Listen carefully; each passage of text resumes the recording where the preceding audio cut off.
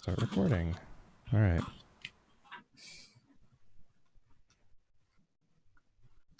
Man, Sam's making it sound like Fiona's living her best life right now. Even though I know it's obviously not the case. Yeah. I know. I'm like, she goes to sleep at 11 p.m. and gets up at 11. I'm like, dang, that sounds good. Yeah, that sounds ideal. Oh, also, I'm doing laundry in the background, so hopefully my washing machine doesn't decide to do its trick where it gets off balance. Oh, And then just starts like just rumbling and destroying the floor. Like that. You have it on a trampoline? No, I should though. You Like, seen that video? No, I have not, but I can imagine it's- it. Let's see. It sounds really funny, but is It's it like actually a full size trampoline, or is it like one of those little personal ones? let me hold on. I think I've got it right here. All right.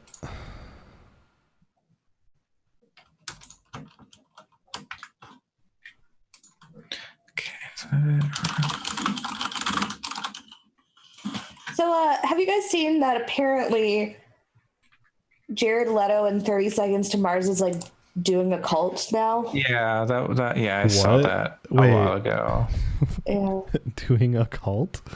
They actively say they're it's doing a some they're doing something on an island, I think. I don't Yeah. know. And like everyone's dressed in white and he just called it a cult. I don't know. I don't know.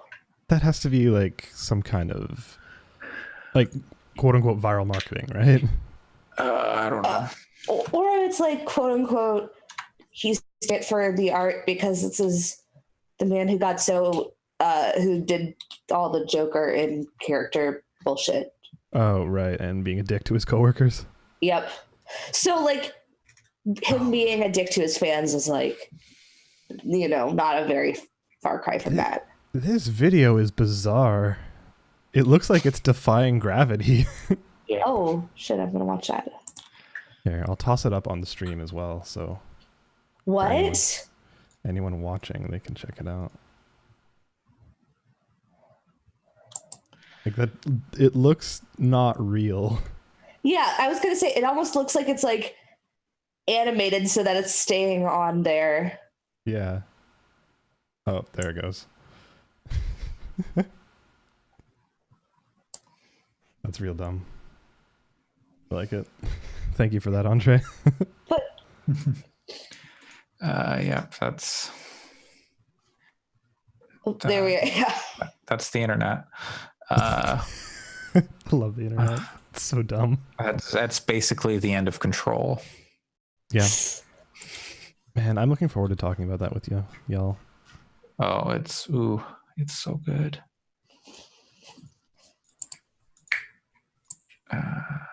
Oh, do you have any other games, Allyson? Not really. Just I just played the first hour of Control, and then I'll be talking a little bit about the convention last week, and then yesterday, going to the Nintendo tent. Oh yeah. Oh yeah. All right. Well, in that case, I'm good to go whenever. I don't have a video of your conference, but Yeah, no, that's fine. I can just put on Mario Party during that or something. It's basically Mario Party, same difference. I mean, there's definitely a Mario Party panel that I bounced out of because they were just doing weird games in it that weren't even Mario Party games. I was like, let's go. Wait, were they playing Fusion Frenzy? No. Oh. No, they were trying to do them, but in real life. Oh, yeah, that sounds. Oh no! Weird. Wait, okay. Who was falling in the lava? Was it that dude on the bus advertisements? Huh? Was it that dude on the bus advertisement? Oh God, no. Although I thought about sending you more pictures of every time I've been on a bus with him, but it's been every time I've been on the bus. So Yeah, that's pretty great. I love it. God, the SEO on Control is absolute shit. yeah. I mean, it's nice that they got a single word title, I guess. Yeah, but it's such a bad single word. And they're like, controller. I'm like, no. Especially for like video games. Yeah, you're right. Like I was trying to find like performance information, like PlayStation 4 control performance, and it was just like, nope. Oh, hey, should I get a video for that Pokemon Masters game? Oh yeah, sure. I can talk about how bad it is. Yep. I just remembered that existed. Pokemon Asters. Wow. Like I didn't even download it because I was just like, I don't know. At this point, I don't trust. Well, I know Pokemon Company is not exactly Nintendo, but I still don't trust any Nintendo games that come out on mobile. I still think that Fire Emblem was fine. I didn't like it, but I know that's kind of just a me thing. Like, I don't like gacha games, and it was very much a gacha game. Yeah, I don't mind gacha games, and this Pokemon game is a gacha game, but it's so bad. Like they do a buy 10 like deal, but you don't even get like a discount. Like a good game gives you like, oh, you get like 10 for the price of 9 if you buy them all at the same time. Yeah, sure.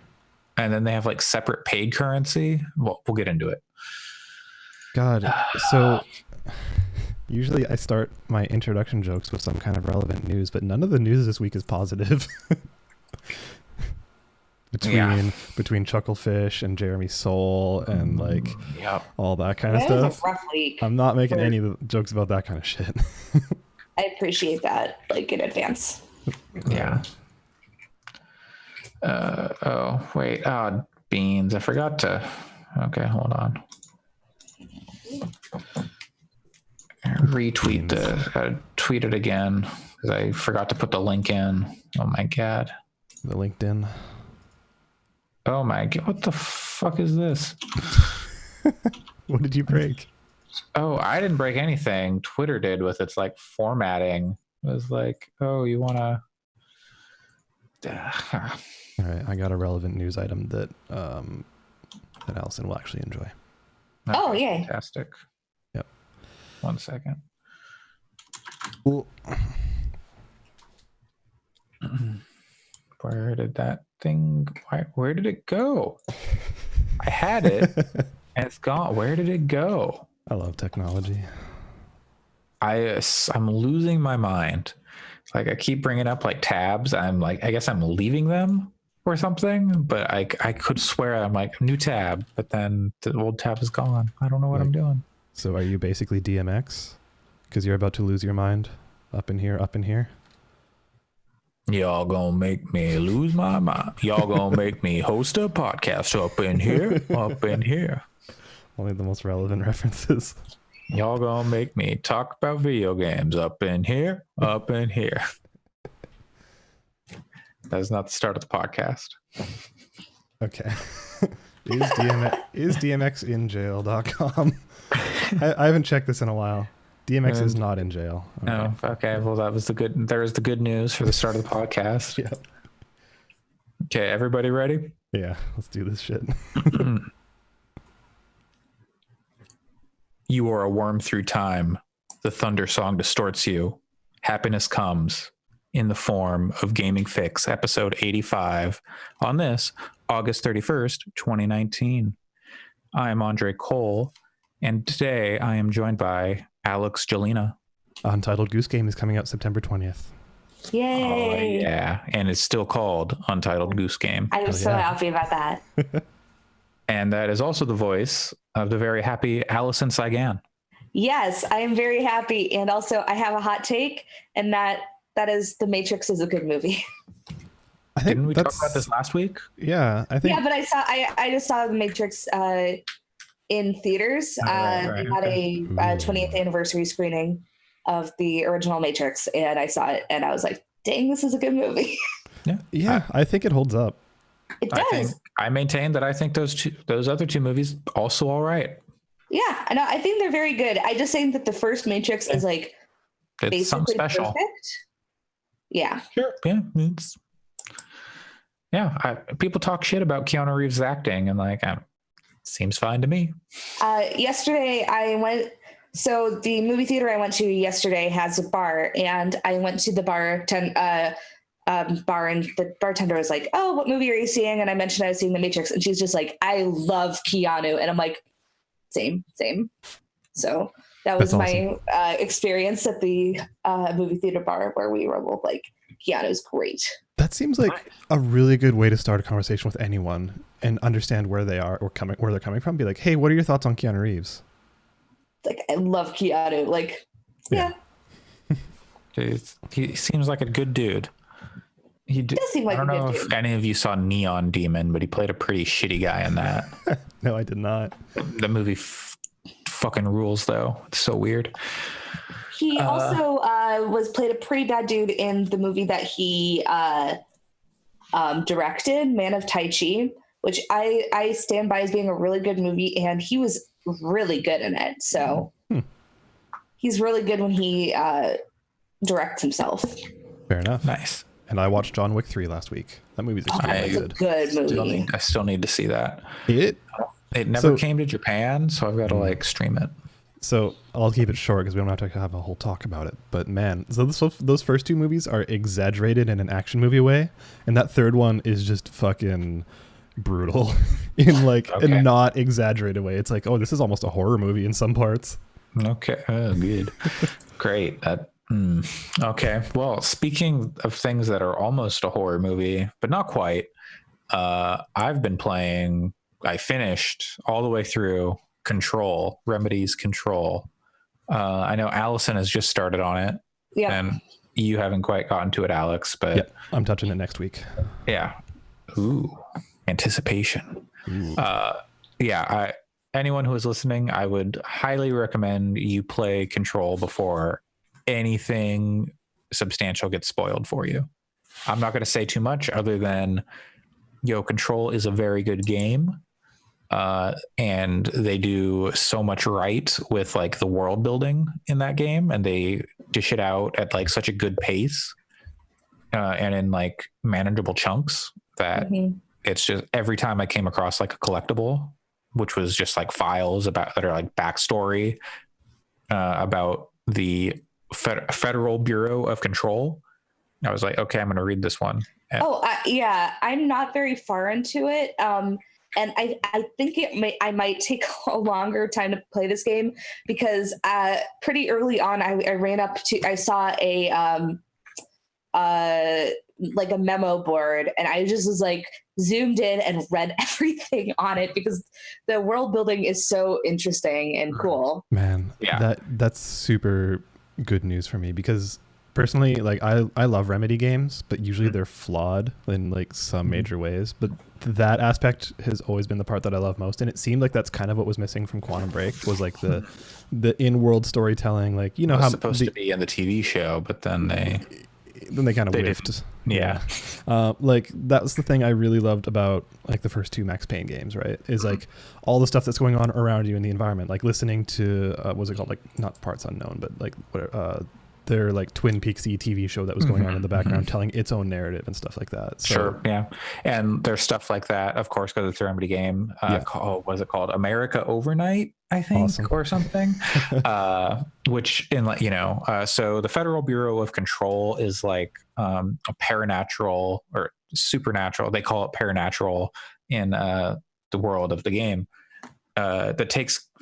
They're not dealing with like monsters or anything. They're dealing with like objects of power or altered items, which are just like everyday items that have like supernatural powers or paranatural powers. So like a rubber duck that quacks and just like teleports around, or a stroller that is just mysteriously always smoking, but there's nothing inside of it. It's just smoking all the time, and like stuff like that. And so like this is kind of like the setup for what the Federal Bureau of Control is. And they go out and they get these items, they bring them back, they study them, and you are playing as Jesse Faden, who has come to the Federal Bureau of Control looking for someone, and shit gets weird immediately. But I don't know, Jesse is like totally chill with it in a weird way. They're like, I think this oddest thing for me is you get like this internal monologue of Jesse as the game goes, but she's like totally chill with like everything that's going on. There's no like, what the fuck was that? Or like anything. It's just like, yep, okay, dealing with this, done. So that, I don't know, it's a little odd. Maybe they kind of explain it towards the end, but there were a lot of moments where I thought like, oh, it's going to give me like a dialogue choice here, but then it didn't, which is fine. It doesn't have to, but the way some of the conversations played out was a little odd. But holy shit, this game is great. That's awesome. Yeah. So what part of it elevates it from good to great for you? Like, is it gameplay? Is it just the way the story goes? The gameplay is fine to good. I think there are some instances where it is far too difficult. And then you can go and you can kind of level up, and because it's pretty open once you like get further into the game. There's a lot of places you can go and side quests you can do. By the time I finished the game, I was almost fully leveled up. I only had like maybe 4 upgrades in like melee that I didn't get. And you've got like 6 abilities I think you can put points into maybe. And so I think the difficulty is a little meh at times because there's only one difficulty. It's just everyone's on the same level. And then saving and like checkpoints are a little less than ideal.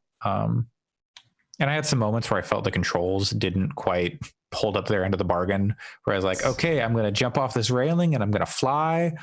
And I just like drop like an anchor. And I'm like, why didn't I fly? It's ironic. Yeah. So like, besides those moments, I think it was very fun. I enjoyed the story and the world. That like everything that was going on around me was very interesting. And like, I felt like there was a reason for all of it. And so I hope that they do more with like that setting and like maybe those characters or just like those ideas. That's really fascinating. It seems like a really cool thing. Yeah, it's like at the start, like the shooting is kind of like, you've got like a service weapon, which has like really cool backstory. Like everything in this game has a really cool backstory. And people should actually pay attention to like the files and stuff because it's, I think right around when you get the service weapon, the gun is when they kind of explain what it is. And it's like origins, because it's not just, it's like a gun, but it's not just a gun. It's like from another dimension maybe. And there are like, it changes forms, and like, so it starts off as just like a pistol, but then it can transform into like a sniper kind of, or like a shotgun, machine gun, all that kind of stuff. And then you're getting powers like telekinesis, so you can throw stuff. And like, if there's like an item behind somebody, you can like pull the item towards you, it'll hit them, and they can throw it back at them, it'll hit them again. That's cool. And you can pick up basically everything in the game, as long as it's not like too big. Like the biggest thing you can pick up is probably a forklift. And that's like, you have to get an upgrade but still. I'm just not going to ask because I want to find out. Yeah. I mean, there's a lot of stuff in that game that you can pick up, and it's a little like, the physics are a little silly at times. Cause you'll be like, I'm going to walk up to this desk, and then it just like goes flying because like you tapped into it. You're like, oh, sorry. But yeah. Everyone should go play Control. Totally. The world is really something. Very X-Files-y, Twin Peaks-y. I don't know, supernatural, like procedural kind of thing.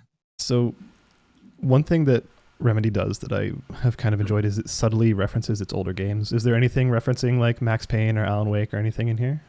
Yeah. Okay. I won't say what. Okay. But yeah. Cool. There was something I saw that was a reference that made me very like amused and like chuckle. And like another thing, I'm like, oh wow, okay, that was way more than I thought they would do. Cool. Yeah. And I think the voice of Max Payne is like the director. He's a ghost who speaks to you. Okay. Yeah. Awesome. Yeah. Allyson, how far are you in? Not very. I got the weapon. I've had a couple shooting sequences, but I haven't gotten any of the other abilities yet. Have you met? Sorry. Have you met Emily? Yes. Okay. Yeah.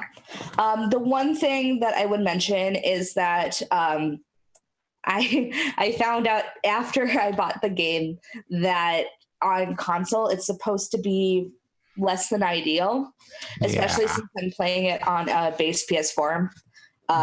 One thing I'll have to mention is that from where I'm at right now, I haven't run into any performance issues. Like the only thing that's been noticeable is that some of the textures look a little wonky. Like not many, just like Jesse's hair looks a little bit like a little bit bad on the base PS4. But I haven't run into any issues yet. I've heard conflicting things about when those are supposed to pop up, because some people are saying it was worse at the start, some people are saying it's worse later on. So I'll just keep you guys up to date on how that is. But I haven't run into any issues yet. I played on PC and things were mostly fine. I've got like a pretty middle of the road build and no major issues. So NVIDIA put out a patch is like, hey, you can use ray tracing on GTX 10 series cards. And I was like, okay, I'll try it. And I put like, settings down to low ray tracing. The game would not run it would like boot in and then just freeze. Wow. Because I got to a spot where I'm like, oh man, this room it was like lit in like a really amazing way. I was like, this would be incredible with ray tracing, I bet. Yeah. And I don't know. I couldn't get into the room. It was decidedly not lit, fam. Yeah, it was not great. But I would say I wish the map was better. Like it's just like flat 2D plane, and it's no matter where you are in the area, it's the same map and it's the whole area. So like no matter where you are on the level, it's not super helpful. Now you're like, okay, is that above me, below me? Am I on the right level? And then it doesn't pinpoint exact objectives. It just pinpoints like they're in this area kind of, which is like not super bad in like smaller areas, but there's like a bigger area later on where it's like, this is really tall and like movement is like gets faster as you go, but it's not like you don't have like a big like sprint, like a big movement ability. Like you can run around, but it's not like super speed or anything. So that was, troublesome, but like you're always finding cool stuff. So it doesn't matter that much, I guess. And they kind of they'll repopulate things a little bit. So like the first time you go to an area, you'll like find some, like a hub area, maybe you'll find some like files, and then you'll come back and you'll find some new files that like, elaborate on what you found before or whatever. Because, oh man, everything in this game is so cool. The building you're in is called the Oldest House. It's just like a real good name, and it's like constantly shifting, and there's all this lore behind what it is, where it's from, how it was found. Play this game. I'm begging everybody listening. There are a few games that you must play this year, and to me, those games that you must play are The Outer Wilds and Control. Not Resident Evil 2. People should play Resident Evil 2 because it's very good, but it's not like a must play. All right. Like that's like Control currently. I'm still thinking about it. Like I've got to sit with it. It might be my new game of the year.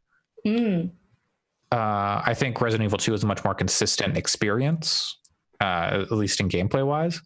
But like the writing and stuff in Control is so amazing and over the top. And I think it has like the coolest sequence in the game. Actually, that is, I will say there's a based around music, this sequence that I'm talking about. And it is, so there's a real life band that did the music for a band in Alan Wake. And the same band that did that music did the music for the sequence. Awesome.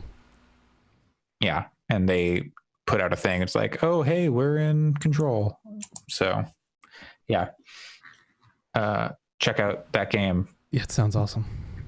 But one more thing that's in Control is an Astral Plane, which rhymes with Astral Chain, the game Alex has been playing. That is true. Both of those facts are accurate. What? So yeah, if you want to talk about Astral Chain for a little bit, let's go for it. Yeah, I want to hear.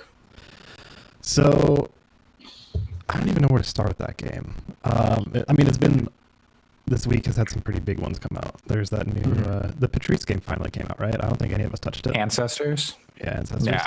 Yeah, that does not sound like my kind of game. Yeah, no, same here. But like, I think people are pretty enamored with Control, and I haven't heard that many people talking about Astral Chain, at least in the channels I've been watching. It got a lot of positive reviews from like, I think IGN. I don't know. I saw like a big spread of like 8s and 9s. Yeah. And then Austin Walker was very not into it. Interesting. Yeah, I haven't heard Austin's takes on it, so I have no comments on what he said particularly. But so for those listening who don't know, Astral Chain is a Switch exclusive game, third-person action kind of thing from one of the most hot and cold studios I can personally think of, which is Platinum Games. Because, you know, like they've had some bangers. They've had Nier Automata, they've had Bayonetta 2, but they've also had some super garbage, like Legend of Korra and that Teenage Mutant Ninja Turtles game. Like those were both they've got an really A bad. and a B team. Yeah, totally. So I was kind of worried about which one of those Platinum teams we'd be getting, and my opinion's kind of wavered a little bit. So like my first hour or two of the game left me feeling fairly tepid, I guess. Like there was some stuff that I found pretty actively off-putting, like specifically the dialogue and voice acting, which was just cringy and like cheesy in a really like, it was just, sometimes it was just so weak. It was impossible, like physically impossible not to roll your eyes. Like you would hear this and just be like, that was terrible. So like some of the writing has been pretty bad, but like there's some stuff that's kind of cool too. Like the art style is really, really wonderful. I think I've mentioned it in our chat, but like if you had told me that this was a video game adaptation of Psycho Pass, I 100% would believe you, even though there is a video game adaptation of Psycho Pass and it's called Mandatory Happiness and it's really good. You should play it. But like there's so much influence from Psycho Pass in this game. It's crazy. I won't dive into super specifics, but if you've ever watched that show, you'll see some stuff that's like almost completely one-to-one with the show. Like just Psycho Pass is a cyberpunk show in which they're in the future and the main character is a police officer and they have weird cyberpunk guns that like transform. All of that is in Astral Chain. Anyways, the game itself, like I said, I was feeling pretty tepid about it. Oh, also, if we're talking influences, totally influenced by Evangelion. Like, I'm not going to say why. I watched that guy push his glasses up his nose like Gendo. Yeah. That guy was totally a Gendo. Yep. And when you actually get into your little buddies, I'm not going to get too deep into the lore, but when you start working with your friends who are attached to the Astral Chains, like there's some Evangelion shit going on. What are they called? Chimera? They are Chimera, and then when you have them tamed, I forget what they're called when they're actually part of your team right now. Yeah, sorry, failed in my note taking. But regardless, my first few hours with the game, it was spent kind of putting 10 to 15 minutes in every now and again, stepping away to do other stuff because I didn't find it ultra engaging, and I was starting to feel like I was going to fall off pretty early, but just last night, eventually I was just like, okay, I'm going to sit down and just blast through like 2 or 3 hours of it and just get deeper in. And once you reach a certain point, that game goes from being all right to extremely good almost instantaneously. Like extremely good. Like, I'll get there in a second. There's a little like anecdote I can tell you, but like when you get to that specific point, everything about the pacing hits its stride like perfectly. Maybe better than any other Platinum Games game I've played. Like the combat is feeling excellent. Like you're doing stuff that looks like it should be a cutscene. The visuals are popping off in really, really cool and creative ways. Like think DMC. Like when like not 100% one-to-one with like the Fox TV boss, whatever his name was. But like that Raptor News Network, please. Raptor News Network, thank you. But like that kind of creativity is coming through, and it's just like, oh, okay, that just came out of nowhere, and like, yeah, the music's hitting, and it's just all happening at once, and it's really fucking great. And then, yeah, like without getting too spoilery, by the end of the second chapter, there were some story beats that, you know, like the writing I mentioned wasn't exceptional, and like those were some story beats kind of saw coming, but I expected those story beats to happen like 2/3 through the story. So like it's the kind of stuff where like if you're playing Fire Emblem and you know there's a part 1 and a part 2, like you expect the part 2 to come later, maybe in the later, like maybe right at the halfway point. Like I would have expected the stuff they do at the end of chapter 2 to be near the end of the game. So I'm really interested in seeing where they bring it from there, because I'm in midway through chapter 3 or something right now. But if it keeps up this pace and quality, like I think it is definitely going to be a rival to Control when it comes to Game of the Year time. Interesting. Yeah, like it's, my opinion on it turned pretty sharply, because I think it's really excellent right now, and I'm actually really, really looking forward to jumping back into it.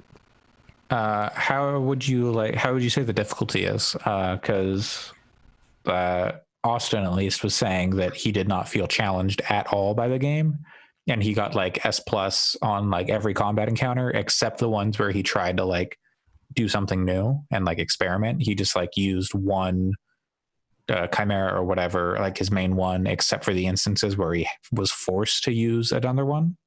So how does that seem to you? So I immediately they're called legions when they're legions. When they're part of your team, they're called legions. But when I had the opportunity, I immediately put it up to the hardest difficulty. So I don't know if Austin did the same. And I found it to be pretty challenging. Like in one of the first major boss battles, I like you can die and then you have like these resuscitations basically. And on the higher difficulties, you only get 2. On the normal difficulty, you get like 7 or something like that. Okay, that is quite a... Yeah. So I think on normal difficulty, if like, I don't know if they're changing the actual difficulty of the boss or they're just giving you more life and like maybe less harsh tweaking numbers or something. Yeah, like less harsh conditions for getting an S rank and stuff like that. I don't know. On the hardest difficulty, it has been challenging, I would say. And there's some really interesting mechanics you can do with your Legion. Like the physical chain actually plays a part in it, which is kind of neat. Like you can basically take like the Legion itself will kind of think of it like your pod from Nier Automata, where it'll just be kind of doing its own thing. But what you can do is you can hit the left trigger and then move your right stick, and you can independently control the Legion in terms of its movement. So if you like surround it, like surround the enemy with your Legion and the chain wraps around them and you complete the wrap, like it'll lock them down in place for like 5 seconds so you can just wham into them, which is very useful with bosses.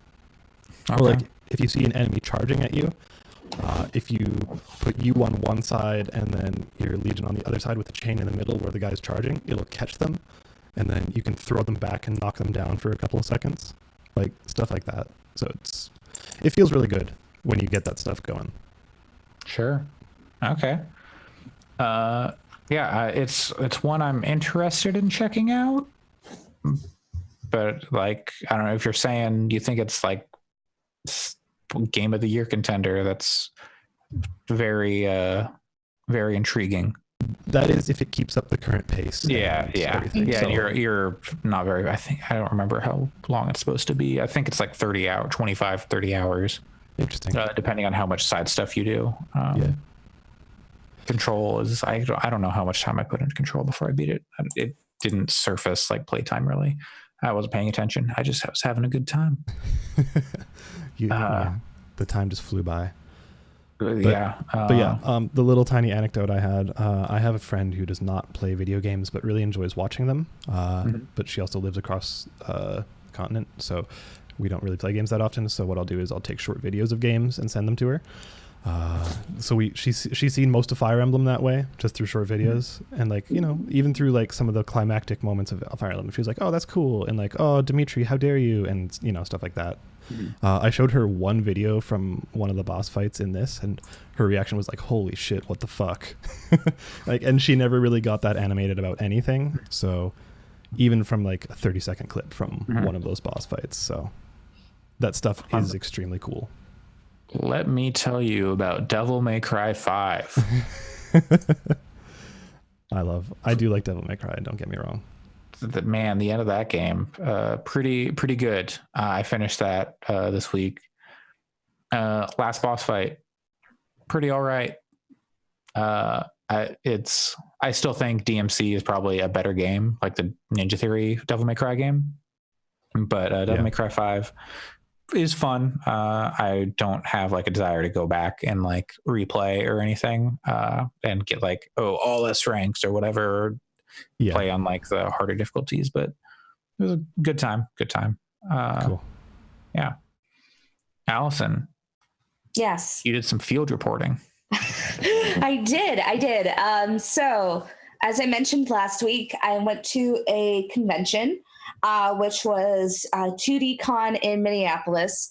It's a pretty small convention, but it's still one of the bigger, I think the biggest gaming convention, like exclusively gaming in the Minnesota. So this is actually the first time I've been, and I played a couple of indie games. I didn't play all of them, in part because I didn't necessarily feel like waiting around, and then also I was like, I mentioned this in our chat, but very anxious about speaking with the indie devs. But there were some cool looking games there that I am very interested in taking a look at in the future. I played one game called Astral Gunners, which was a shmup, which was actually really, really fun.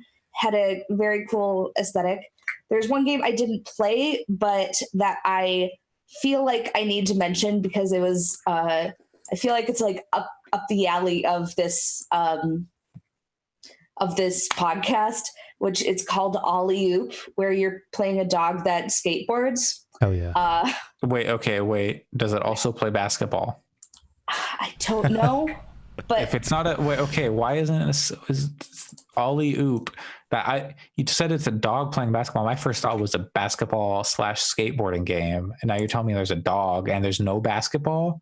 Where's my Airbud skateboarding game? Listen, the dog's named Ollie, so that's the. Where's the oop come from? I don't know. I don't know, man. These developers writing checks that their game can't cash. But it was extremely cute. So I was like, this feels right. This is and with that and the upcoming skateboard, animal skateboarding is now becoming its own micro genre, and I am all for it. It's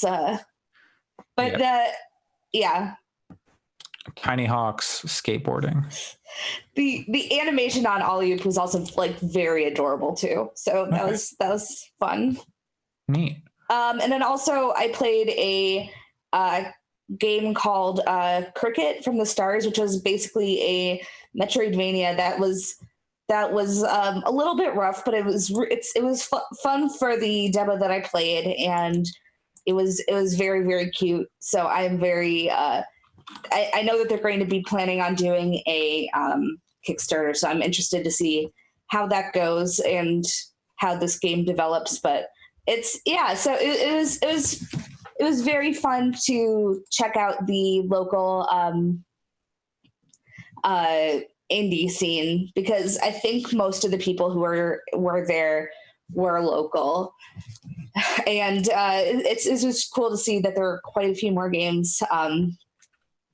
One I didn't play, but that had like the coolest theming was Elementals, which is like a multiplayer game that had just some really cool aesthetic and theming. So it was very fun to look at all those indie games and then also play the weird Japanese rhythm games that they had at the convention because I like a good rhythm game. And yesterday I went to the Minnesota State Fair, and I think I'd heard about this before, but I did not remember that there was going to be the Nintendo Switch. Nintendo's been doing coming to a variety of events with this kind of mobile demo station, basically. So I was out there at the fair with my mom, and I was like, "Can you humor me and have me go look at it?" But it seemed like a really cool setup. They had about 7 or so games on display. Most prominently, they had Mario Kart, Splatoon, and Mario Maker on display. And then in the back room, they had Marvel Ultimate Alliance, Overcooked, Smash Ultimate, and Super Mario Party. And but I was it seems like a very neat setup, because one of the things that they were doing and I didn't end up finishing because I felt bad for making my mom wait for me was they had you could win a prize if you did played demos for 6 games, but since you had to wait for all of those games, it took quite a bit of time. And all those games are out. Right. Right. It's like You probably own 90% of those games. I don't own Overcooked 2, but that's absolutely correct. I own all the other games. So it was kind of interesting. Like I played Splatoon 2 with a bunch of children. Because I think a lot of it's aimed a lot more at the kid demographic. Yeah. Which I definitely felt when I was playing Splatoon 2, and I'm like surrounded by children, and I'm like the adult who's like trying to go easy on them because I don't want to be like mean. Because they were like they're clearly like kids. And then I also played. I was just curious what kind of levels they had for Mario Maker, so I played some of those, which they had all very easy levels, and which again because they're aimed at children, but it seems like a nice setup to get people to maybe you want to Switch now because they had coupons for like, hey, if you buy a Switch, you can get this discount. So seems like a decent setup. I do kind of wish that they had some newer games or games that maybe weren't out yet, or get that Luigi's Mansion, Link's Awakening. Exactly, yeah. And maybe if they aimed it a little bit, like I get that Nintendo's aimed for children. Like I don't think that's necessarily a bad thing, but if they had like an area that's like for the grown-ups here, this game might be fun. I don't know. What they needed was a LAN tournament of Tetris 99. Oh God. Please. I want okay, if they given out prizes based off of like Tetris 99, that would have made me so happy. Cause I like honestly every week I don't mention Tetris 99. I've probably played a few games of Tetris 99.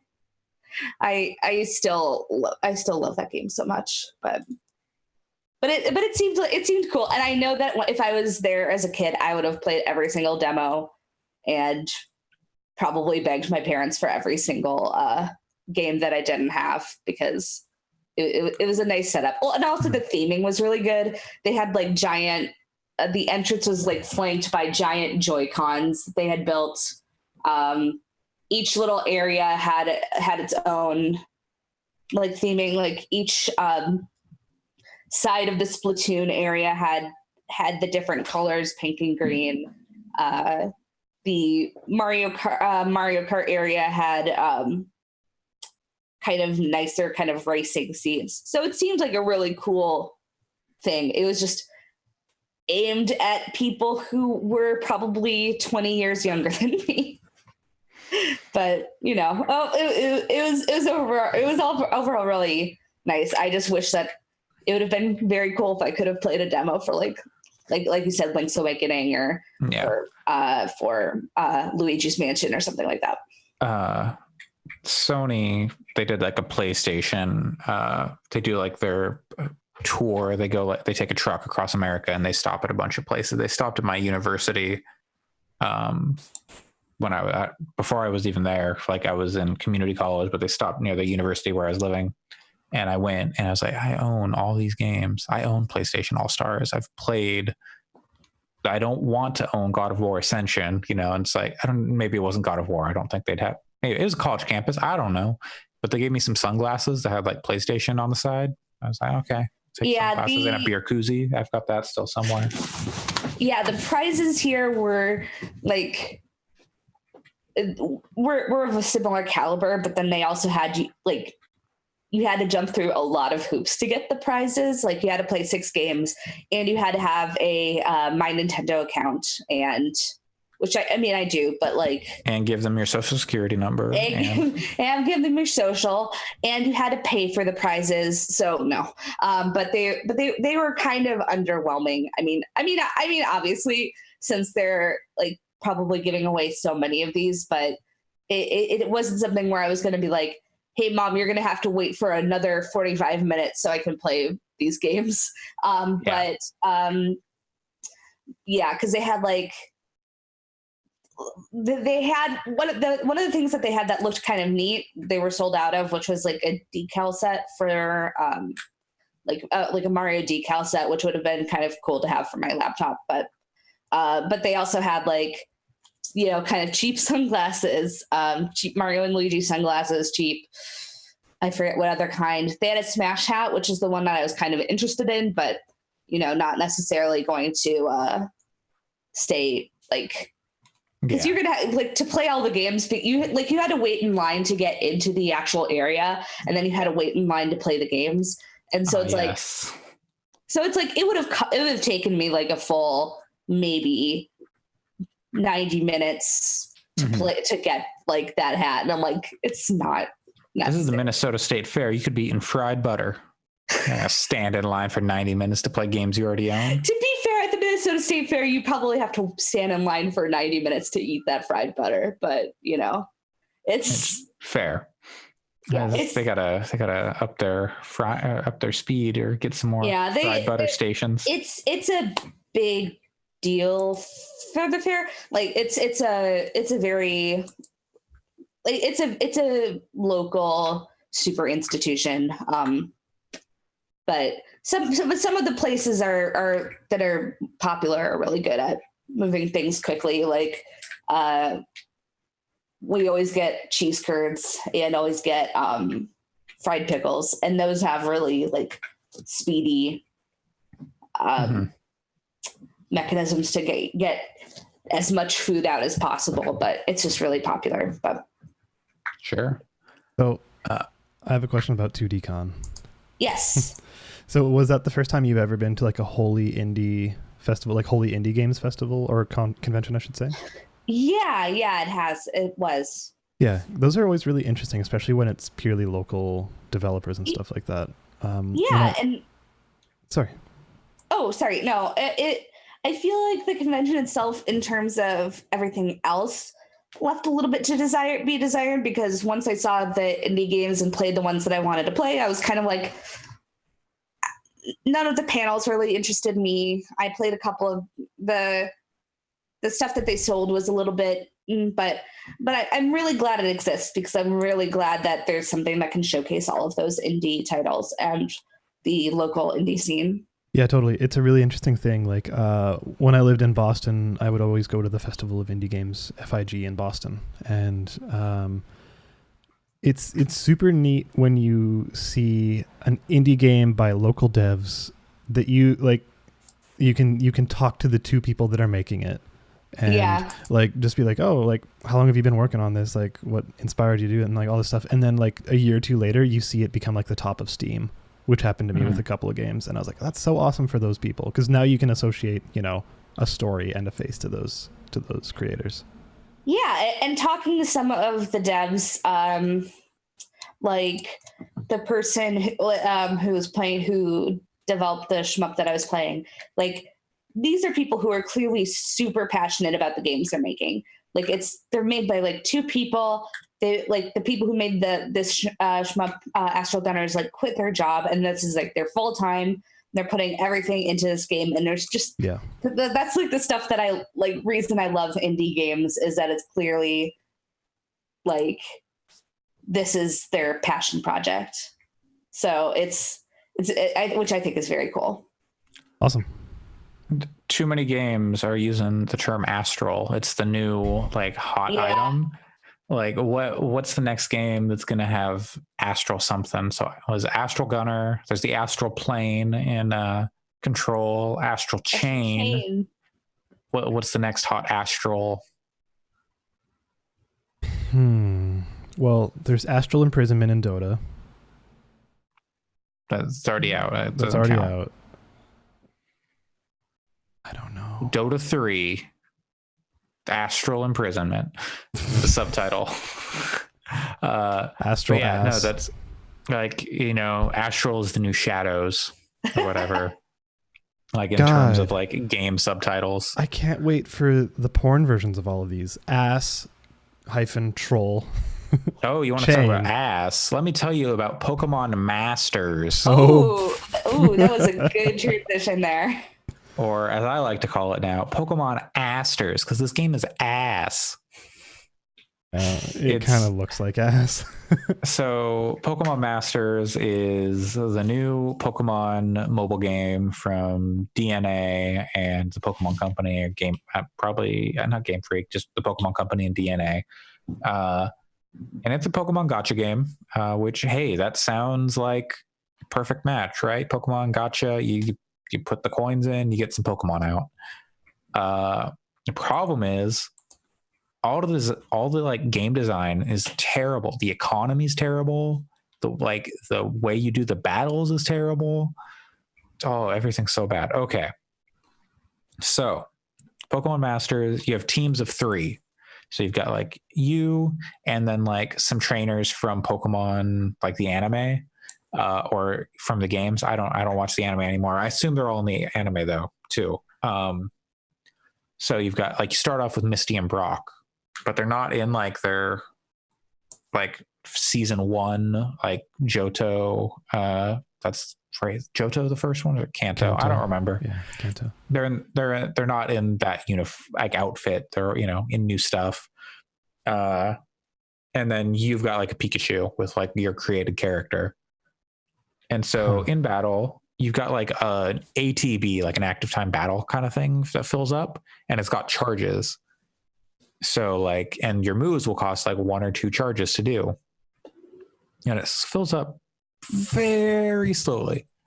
I think technically it's affected by your speed stat, but I might have read that wrong or imagined that, because it doesn't seem like it's gotten faster, even though I've leveled up quite a bit. And then so, you'll hit like, oh, I'm going to use Rock Throw, and then that'll take like 1 bar down. And then I'm going to use Bubble Beam, and that's going to take 2 bars down. And you wait for them to slowly tick up.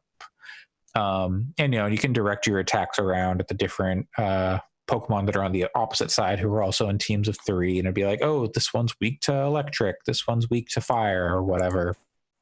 And then you've got like items and blah, blah, blah. None of that really matters because it's so bad. This is all like dressed up in like a story that someone made an island or something, and everyone's going there to like compete in like a new like tournament thing with like teams of 3. Yeah, so you've got to go around and collect badges, classic Pokemon stuff. Sure. But the economy is also bad because you earn like gems, which is like the like how you unlock like new Pokemon trainers so slowly. like a mission is like 10 or 30 depending on the mission, so you get like 10 or 30 gems per mission, and then you need 300 to unlock just one trainer, and then 3,000 to do 10. Normally these kinds of games will give you like a, hey, buy 10 at once, get one free or whatever, or buy 9, get the 10th free. They don't do that in this game, which is just even worse, because you want to save up and try and get as many. Normally you'd want to save up and get as many as you can at one time, just for that bonus. You don't get that. They have like sync stories where like every character you get, every trainer you get, you can go in and you can talk to them, kind of like in Fire Emblem, where you can have like the support conversations, and like they've all got their unique personality, and like, oh, my Pokemon does this and blah blah blah. Our relationship, I like to sleep, or I'm very motivated because of X, Y, and Z. And it's like, okay, that's fine. I don't know why I'm doing this. So yeah, don't play Pokemon Masters. It's like the game is like, if the economy was bad but the game was like fun, it would be fine, but it's not good. Yeah, it sounds like there's nothing that's really worth it. It looks very nice. It looks nice. Maybe it made me a little bit excited for Pokemon battles in Sword and Shield, but that's about it. Wow. Yeah. I don't know. I don't know if I have any strong feelings about even, like, I don't know. Mm-hmm. It just, nothing about it. Mario Kart World Tour coming later this year. I just had zero hype for it. And I didn't realize it was coming out. And then it was like, oh, hey, it's out. I'm like, oh, okay. I think I pre-registered a while ago, but like I forgot, because like, whatever, it's a Pokemon mobile game. It'll come out. I'll look at it. Like, oh, yep, this is bad. I would love to see a Nintendo property come to mobile and be like excellent. Like, I know you have some fondness for Fire Emblem, but I don't know. But also, I didn't like stick with it. Like, I just thought, oh, this is all right. Like it was Fire Emblem, just on like in a condensed form. So yeah, I mean, Magikarp Jump was dumb in a good way. I guess. I played a lot of Magikarp Jump. Yeah, I guess I kind of did too. Yeah. But again, that's like the Pokemon company. That's not even really Nintendo. I guess they have like a big stake in the Pokemon company, but still, yeah, it's just, who knows? Yeah. The other thing I've been playing, which I'd say is actually pretty good, Metal Wolf Chaos XD, hot re-release of 2004 cult classic. FromSoft, isn't it? Yeah, it's FromSoft. Yeah. It is. Man, this game is wild. So this is the game where you play as the president of the United States, but he's in a mech. Mm-hmm. So you play as the 47th president of the United States of America, Michael Wilson. We'll see. We're on 45 right now. We'll see where we are in the next.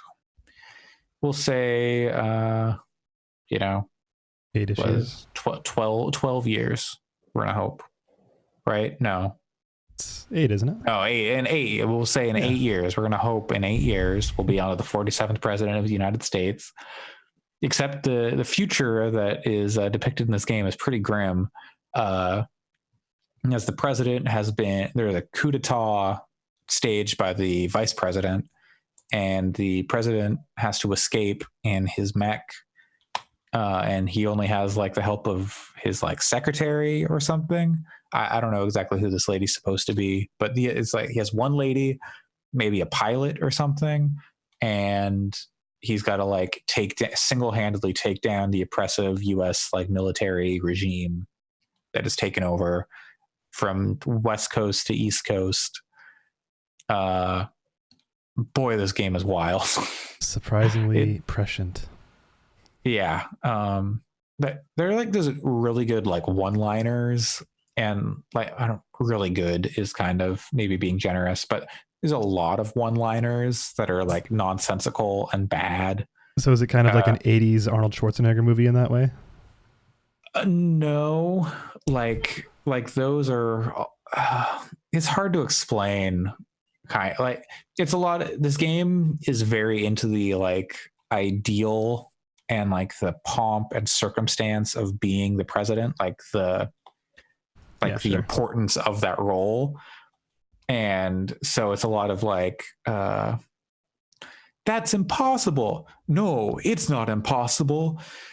The reason is I'm the president of the great United States. He's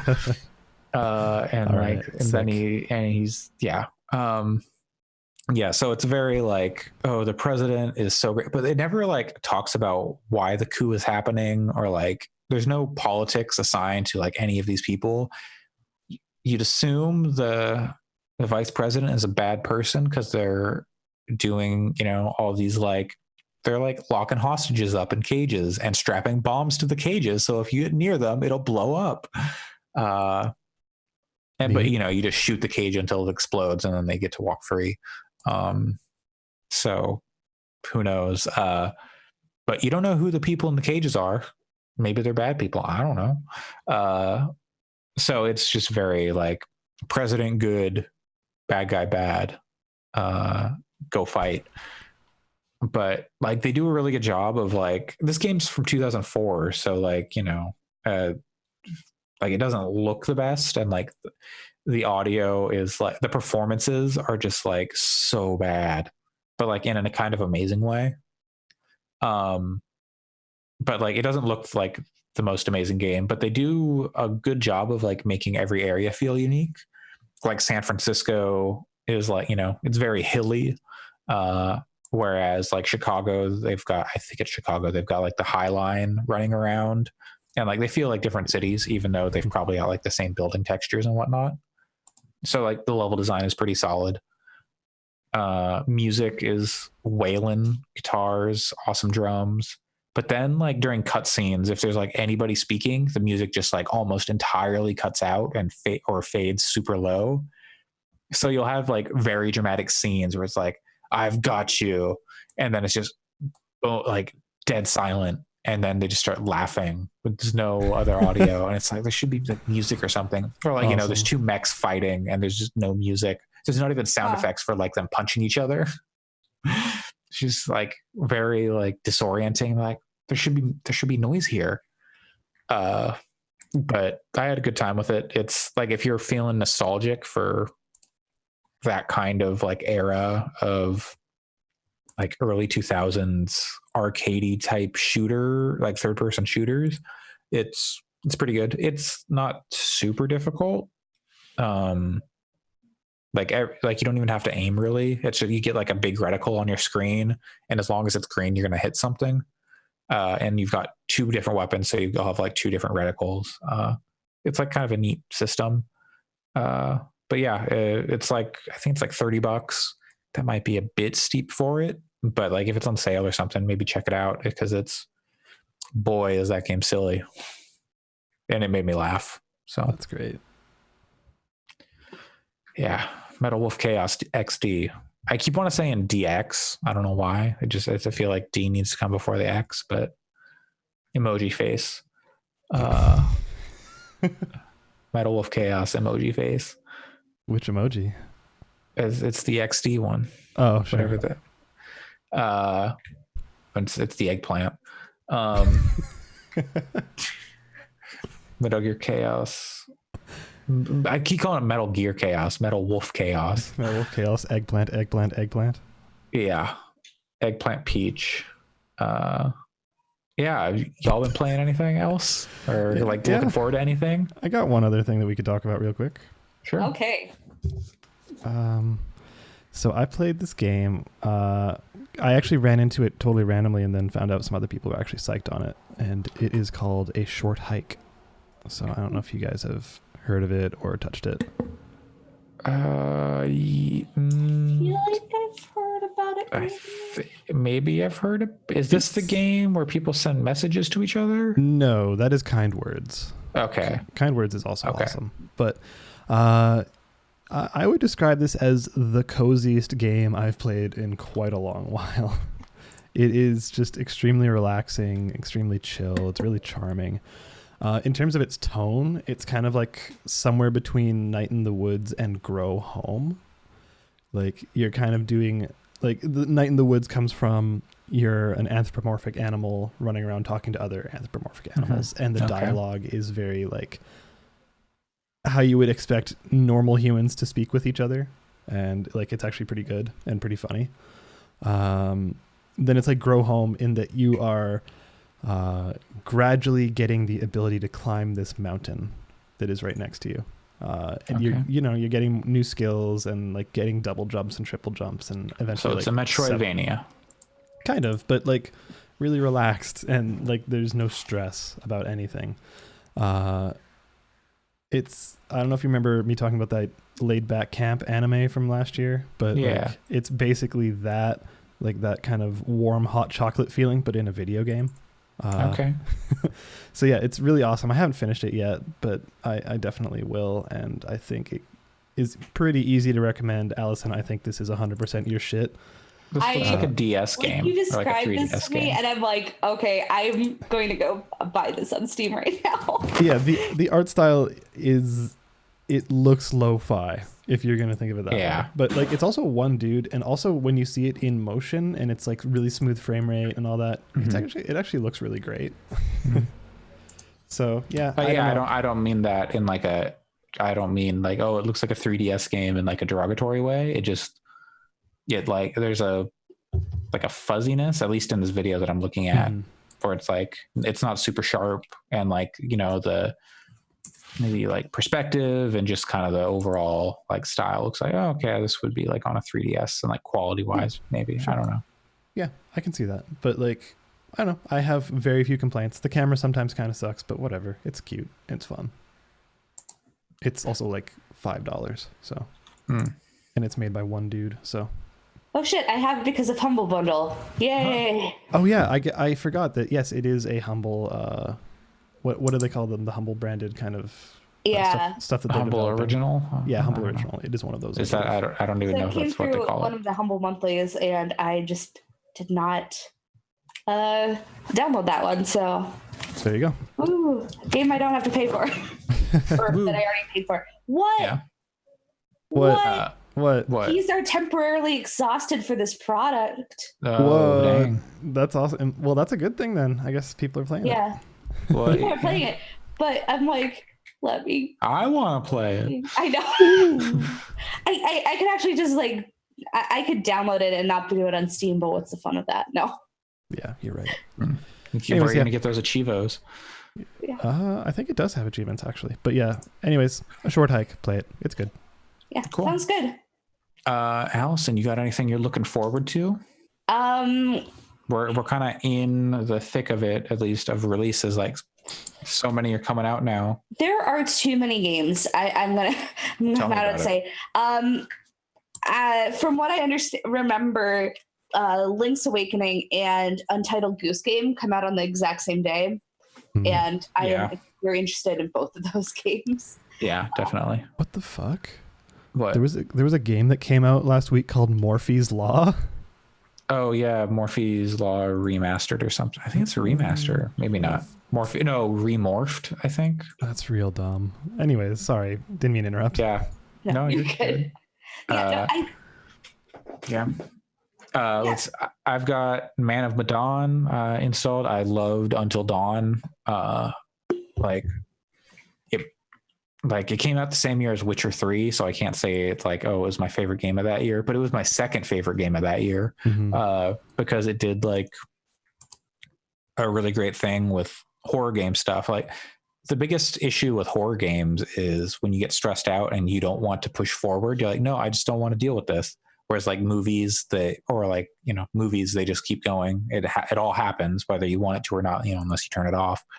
But a game, you have to like push forward and like, do this stupid decision or like, totally be face to face with whatever's going bad. But Until Dawn kind of acted like a movie where it just kept going no matter what, whatever your bad decisions were or were not. And also I thought the story was like a really good horror thing where it played with tropes, but also subverted those tropes, subverted those subversions. So I'm really interested in Man of Medan.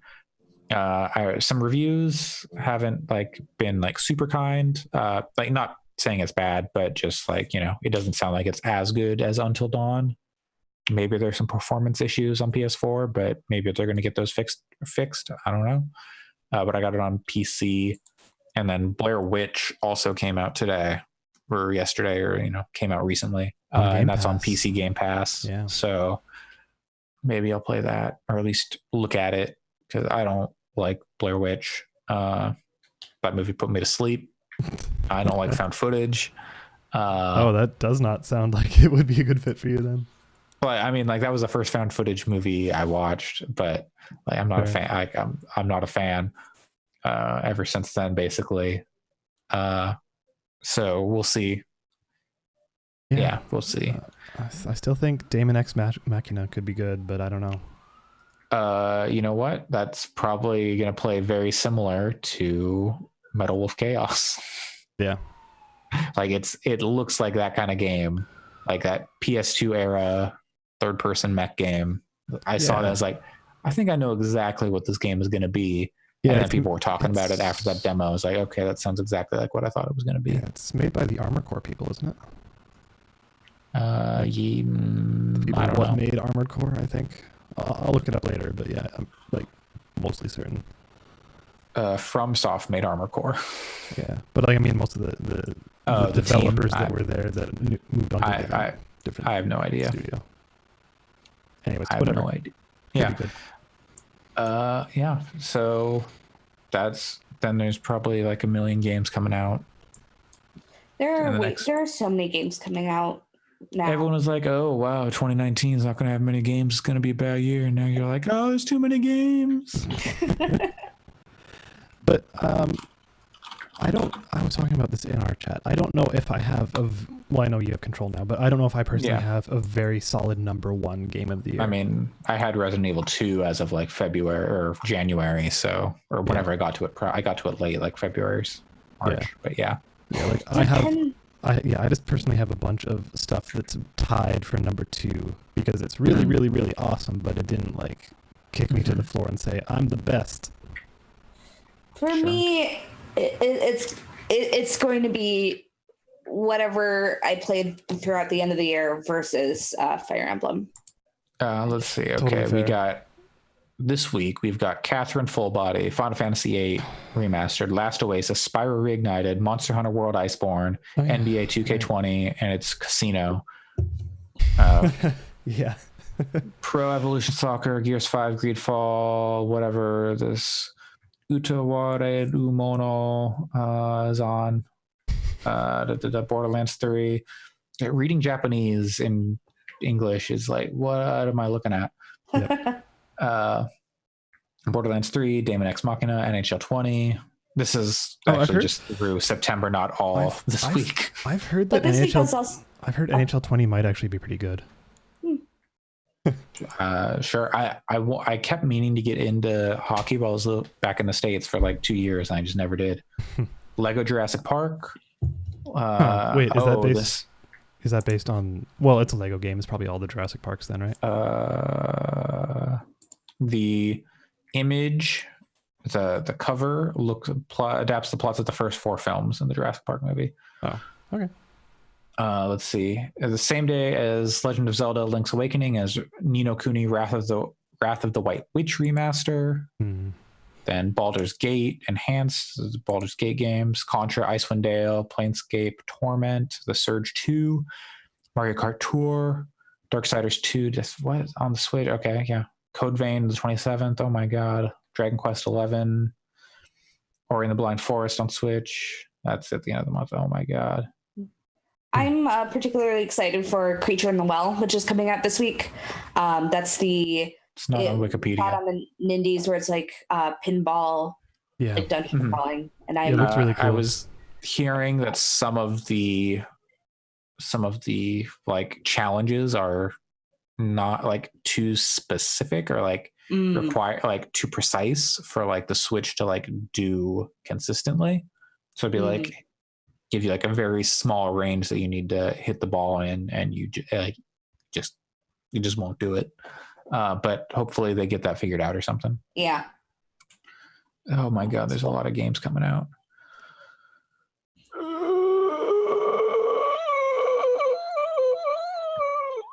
Yeah, you said it. That's exactly what I was gonna say.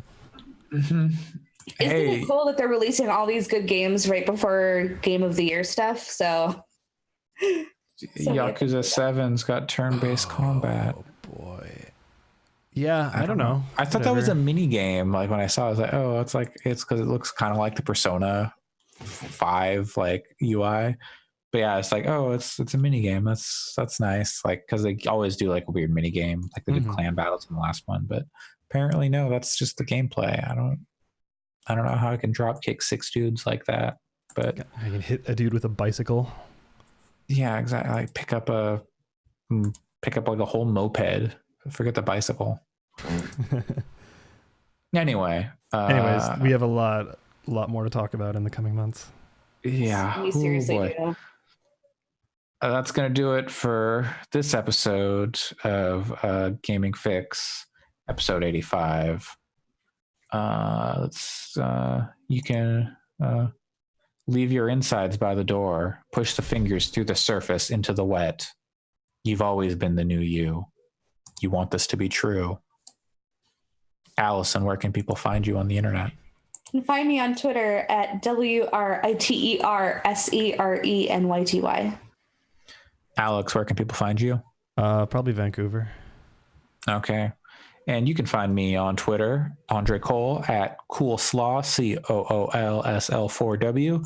I've got some reviews going up soon. Metal Wolf Chaos review, streaming stuff, maybe Man of Medan, maybe Blair Witch. We'll see.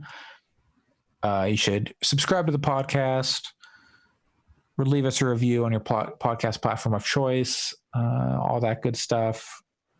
Tell us what we're doing well. We appreciate it. We appreciate you, the listener. Hey, you're doing a good job. Keep listening. Keep doing a good job. Keep being you. That's going to do it for us. Thanks for joining us, everybody. We'll be back here same time next week. Farewell. Try to make that as awkward as possible. Okay, goodbye, right. everybody. Thanks for joining me. Bye.